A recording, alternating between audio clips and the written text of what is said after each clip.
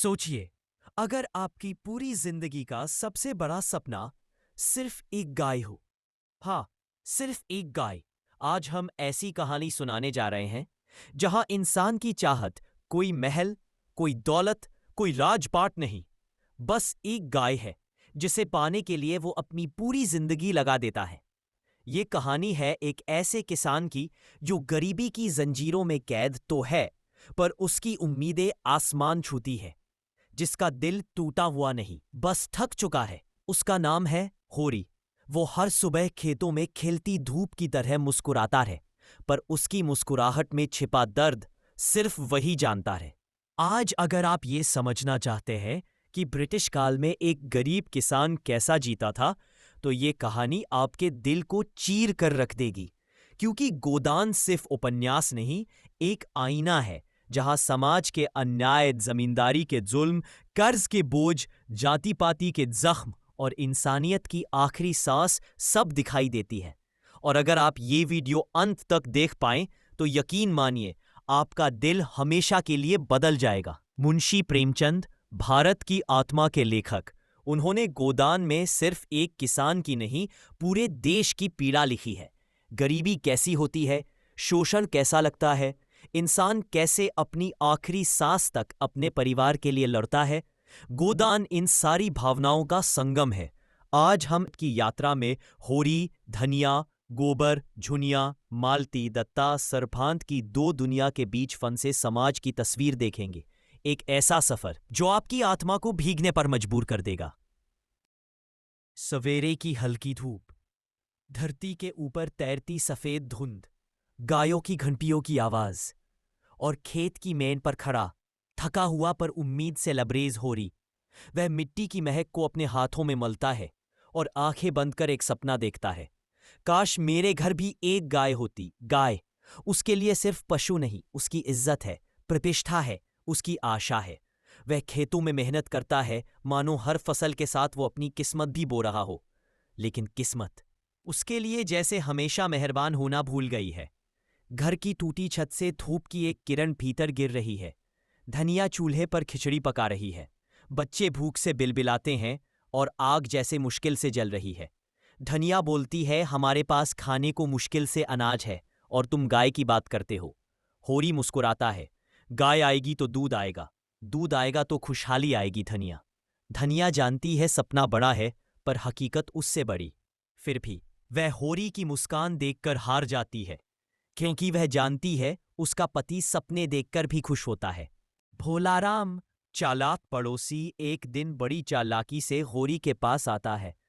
होरी, मेरे पास एक बढ़िया गाय है, तेरे जैसे आदमी के घर ही शोभा देगी। गाय देखकर होरी की आंखों में चमक आ जाती है, उसके पैर कांपने लगते हैं खुशी से। भोलाराम आधे पैसे लेता है, आधे उधार छोड़ देता है, पर होरी को नहीं पता ये सिर्फ शुरुआत है शोषण का, कर्ज का, जाल का। गाय के धड़कते कदमों के साथ होरी को लगता है जिंदगी बदल गई। उसे नहीं पता किस्मत उसे कहां ले जाने वाली है। गाय बीमार हो जाती है।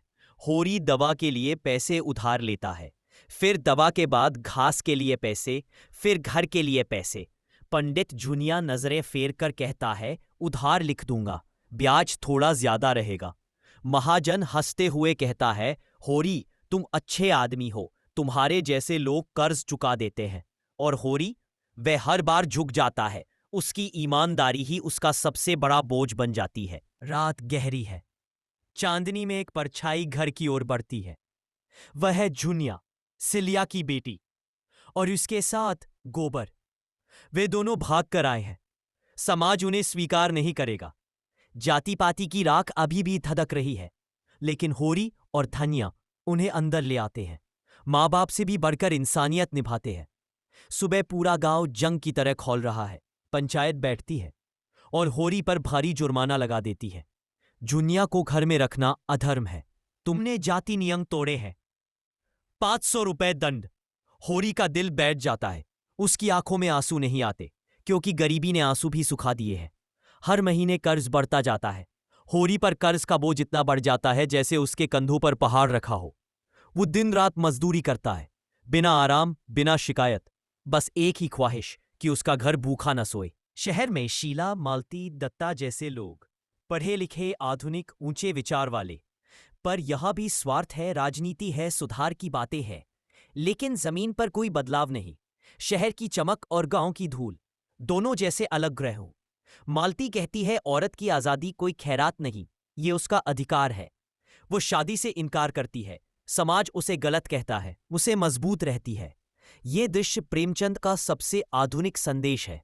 गोबर क्रोधी है, विद्रोही है, उसे अन्याय पसंद नहीं। गांव में जात पात, पंचायत का जुल्म, सब उसे चुभते हैं। वह गांव छोड़ शहर चला जाता है।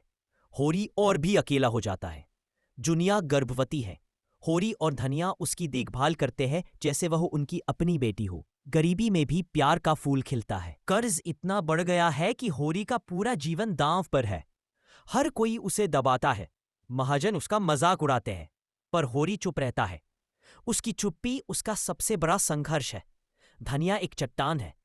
वह आंधियों से लड़ती है, भूख से लड़ती है, समाज से लड़ती है, और हर रात होरी को संभालती रहे। हम मिलकर सब ठीक कर लेंगे। गाय बीमार है, उसके पैर कांपते हैं, और एक दिन होरी की आंखों के सामने वह मर जाती है। होरी की आंखों से पहली बार आंसू गिरते हैं, क्योंकि उसके सपने की मौत हो गई। शहर के नेता, संपादक, बुद्धिजीवी सुधार की बातें करते हैं, पर कोई भी किसान की असली पीड़ा को नहीं समझता। मालती और शीला जैसी महिलाएं ईमानदार हैं, संवेदनशील हैं, पर समाज की राजनीति सबको बांध लेती है। फसलें सूख गई, बच्चों के पेट खाली है, गांव में भूख और मौत दोनों मंडरा रहे हैं। होरी अपने हिस्से की रोटी बच्चों को देता है और खुद पानी पीकर सो जाता है। गरीबी ईंट की तरह नहीं, छुरी की तरह चुभती है। शहर में गोबर काम सीख लेता है, पैसा कमाने लगता है, उसे लगता है सब ठीक होगा। पर जैसे जैसे रकम बचती है, गांव का दुख उसकी गर्दन पकड़ लेता है। बाबूजी, उसके होंठ कांपते हैं। होरी बीमार है, तेज बुखार, सांसें भारी, पैर कांपते हैं। पर कर्ज की आखिरी किस्त बाकी है। वह मरते हुए भी मजदूरी करता है, क्योंकि वह नहीं चाहता कि उसके मरने के बाद उसकी पत्नी और बच्चों को गांव वाले अपमानित करें। यह दृश्य मनुष्य की महानता का सबसे बड़ा उदाहरण है। होरी खेत में गिर जाता है, आसमान धुंधला होने लगता है। धनिया दौड़कर आती है। होरी की आखिरी सांस और आखिरी शब्द, धनिया कर्ज चुका देना। वह मुस्कुराकर मर जाता है, क्योंकि उसे लगता है कि वह अपना वचन निभा गया। धनिया अपने गहने, अपनी बचत, अपनी आखिरी आशा सब बेच देती है और होरी का कर्ज चुका देती है, क्योंकि उसके लिए इज्जत ही सबसे बड़ी चीज है। उसकी आंखों में आंसू नहीं, सिर्फ एक ठंडी आग है जो संघर्ष की मिट्टी में जलती रहती है। होरी मर गया, पर उसकी ईमानदारी जिंदा रही। धनिया टूट गई, पर उसकी हिम्मत अमर हो गई। गोदान हमें सिखाता है, गरीबी इंसान को मारती है, पर उसके गुण को नहीं मार पाती। और एक किसान धरती से ही नहीं, अपनों से भी जुड़ा होता है। ये कहानी भारत की आत्मा है। अगर गोदान की ये यात्रा आपके दिल को छू गई हो, तो इस वीडियो को लाइक करें, शेयर करें और चैनल को सब्सक्राइब करें। आपके एक क्लिक से हमारी मेहनत की कीमत मिलती है। जल्द मिलते हैं एक और महान कहानी के साथ। धन्यवाद।